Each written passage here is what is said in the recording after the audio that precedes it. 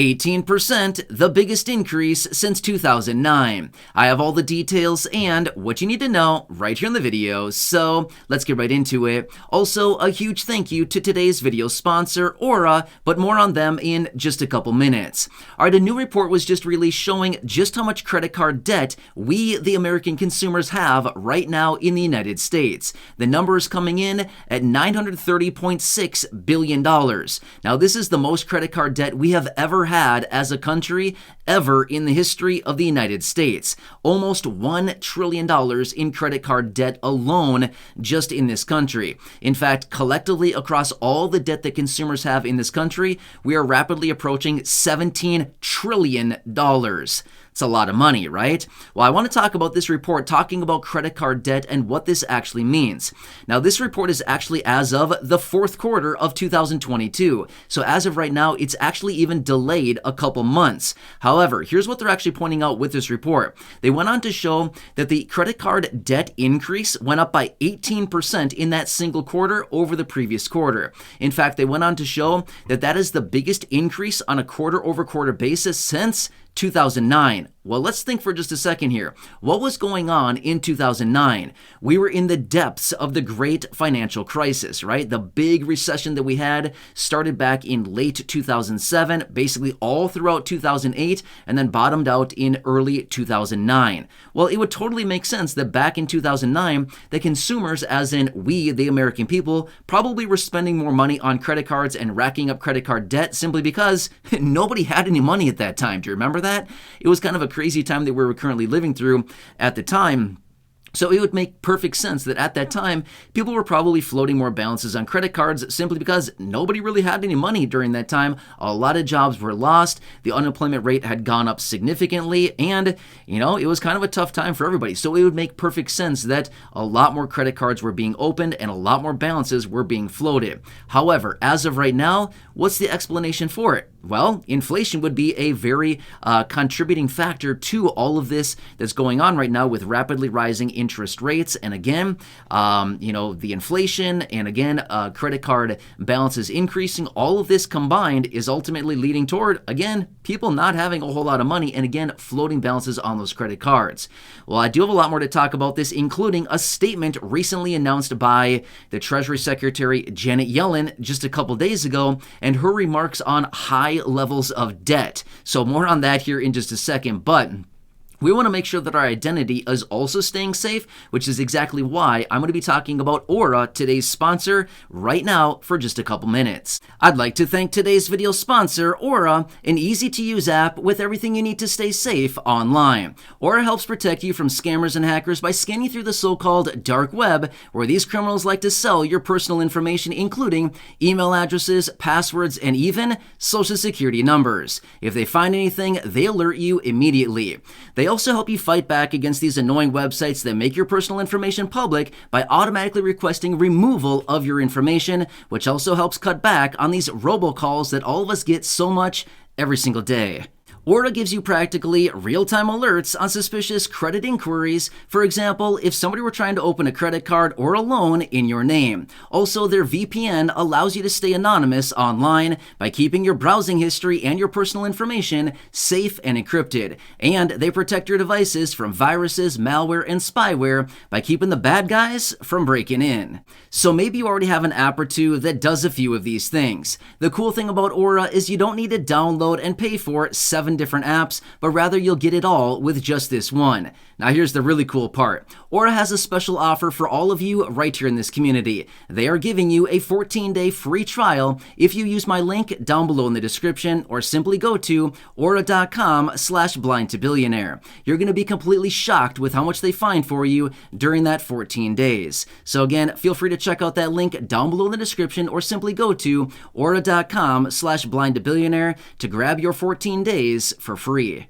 All right, so as you can see with that information that I just shared with you a couple minutes ago, the American people have a ton of credit card debt. In fact, they went on to show that the average balance is about $5,800, and they also showed in this report that if the average person pays just the minimum balance, it's going to take about 17 years to pay off all of that credit card debt, and along the way, the average person is going to pay about $8,300 just in interest on that $5,800 balance.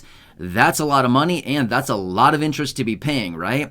Well, as a result of that, we can clearly see this is not really sustainable, which actually brings me into the remarks that I want to make out of Janet Yellen, the Treasury Secretary, just a couple days ago, as she was literally commenting on exactly the same thing. High levels of debt and how it is completely unsustainable. Well, that's exactly what we're dealing with right now in this country as well. So as we've been talking about for the last several weeks as well, is this whole debt ceiling issue, right? Basically what that simply means is the United States has spent all of the money that they have appropriated in this country that they are allowed to spend. $31.4 trillion. Now here in this credit card example, the $930.6 billion, that's in billions. However, the country as a whole, the federal government is in debt by $31.4 trillion.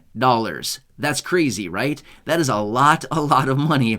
And that's what the whole debt ceiling issue is all about right now, where Congress is going back and forth. And of course, Congress and the administration are going back and forth on this. The administration wants to raise it. Some members of Congress want to completely eliminate the debt ceiling. In other words, basically giving the federal government a blank check to spend as much money as they want. I don't know about that. That seems kind of weird, right? To basically say, here you go, spend as much as you want.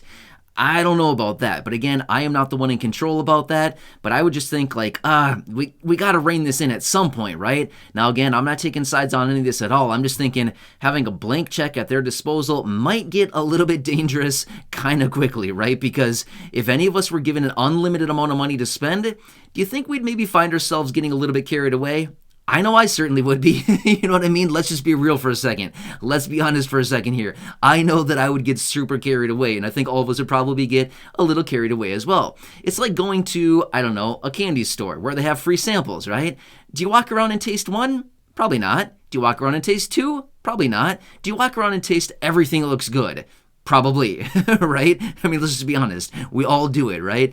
At least most of us do, right? So anyway, I feel like that's what Congress would be like in the event of the whole debt ceiling elimination, as in Congress, they might take a little taste of one treat, and then they taste two, and then before you know it, they're tasting all the treats in the store, and then all the money is gone. You know what I mean? And they're just spending everything they possibly can. So that is what this whole debt ceiling issue is talking about that we're currently dealing with. But either way, long story short, even Janet Yellen, the Treasury Secretary, was just out a couple days ago indicating high levels of debt are completely unsustainable. Yeah, exactly why we've been hearing about all of these people coming out right now suggesting that this major economic crash or this financial crash or stock market crash, whatever you want to call it right now, that they're all talking about right now in 2023 is basically as a result of purging all the debt that we are currently sitting on. So a lot of these high-profile people that are coming out suggesting that we're going to be seeing this major economic crash this year, it's all basically predicated on the massive amount of debts that we are currently sitting on in this country. They're basically coming out saying this debt that we have in this country is multiple times higher than what we had back in 2000 with the dot-com bubble and in 2008, 2009 with the great financial crash, right? So basically what they're saying is the debt levels that we're seeing right now today are significantly higher than what we saw during the last several large recessions. Therefore, this next one is going to be even bigger because we're sitting on so much more debt, right? The bubble has inflated even bigger, and when it pops, it's going to be a loud pop. You know what I mean? If you know what I mean, right? So anyway, this is what they're talking about. And these are the reports that are actually being released. So I like to bring this information to you because even though we might look at this and think, why do we care about credit card debt? Why are we talking about this? We're talking about it because it's showing the massive amount of debt. It's showing the real situation that is going on in this country. And it's showing that this is an unsustainable situation. Even the Treasury Secretary is saying the exact same thing. Now, obviously, just like always, there's always a backpedal with a lot of this stuff, just like the statements out of the Treasury Secretary. But either way, The same thing is true. Large levels of debt. Now think of it on a personal level for just an example here. If we have large levels of personal debt, as in us each individually, if we have a huge mortgage, a huge personal loan, a huge credit card balance, a huge auto loan, is that sustainable? Not really. All of a sudden we're underwater and we think, uh-oh, what happened here? How did I get in this position, right? So even on a personal level, not even just talking about the American consumers as a whole, but each individual people, like all of us individually, when we get into too much debt or we get into a financial situation, it's not good, right? The same thing applies to the federal government, the country as a whole, all of us collectively, the same thing applies, right? So I kind of hope this all makes sense. But again, I like to bring this information to you so you can clearly see what's going on here. And we got to stay tuned with what is going on, because all of this is going to predicate the direction of the country, the direction of what's going on here, what comes out of Congress, the bills, packages, and proposals, what the administration is doing. It's all intertwined and it's all correlated very closely. So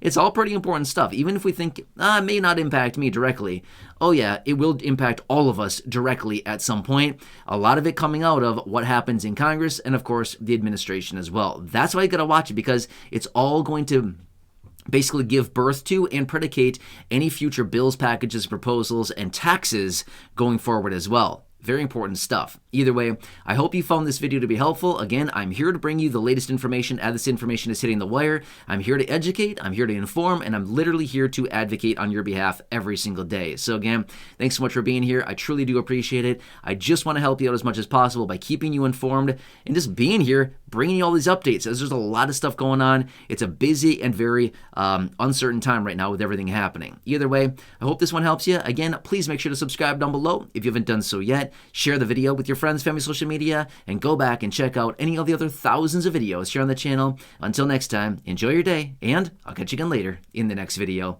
I'll see you for now.